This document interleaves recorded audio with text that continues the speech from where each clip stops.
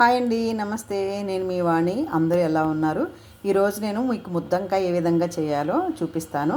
అందులో కావలసినటువంటి పదార్థాలు ఏంటంటే చూడండి.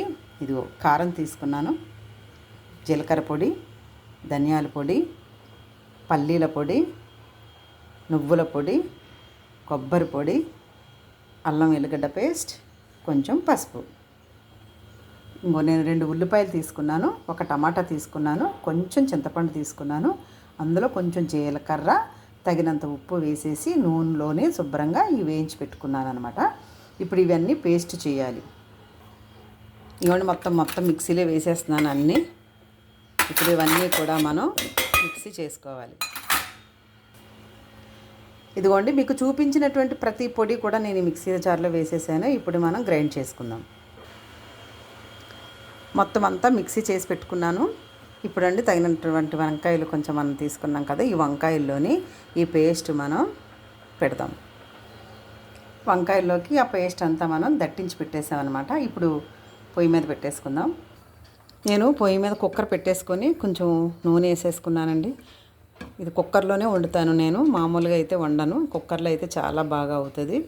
తక్కువ విజిల్స్ వేసుకొని మనం దించేసుకోవచ్చు అనమాట.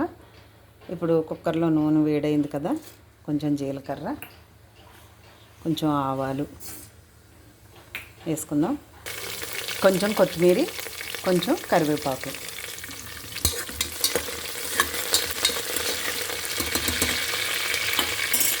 ఇప్పుడు మనం ఇందులో వంకాయలు వేసేసుకుందాం.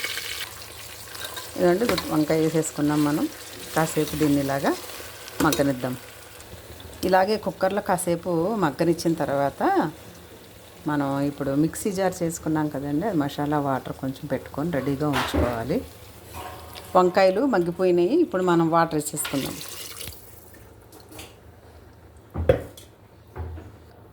ఈ విధంగా వంకాయలు కొంచెం మునిగిన దాకా వాటర్ వేసుకుందాం. ఇప్పుడు మనం మూత పెట్టేసుకొని ఒక 3 షీట్లు వచ్చిన దాకా ఉంచుకుందాం. చూసారా గుత్తొంకాయ కూర ఏ విధంగా రెడీ అయిపోయిందో. కుక్కర్లో పెట్టుకుంటే కూడా చాలా బాగా అవుతుంది. ఇలాగా 2-3 షీట్లు నేను ఇచ్చాను అంతే.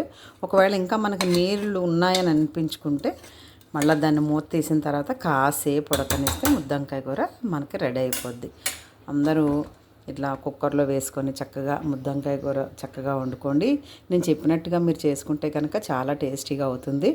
ఒకవేళ మీరు ఈ విధంగా చేసుకుని మీకు నచ్చినట్లయితే తప్పకుండా లైక్ చేయండి, చిన్న కామెంట్ చేయండి, సబ్స్క్రైబ్ చేయడం మాత్రం మర్చిపోకండి.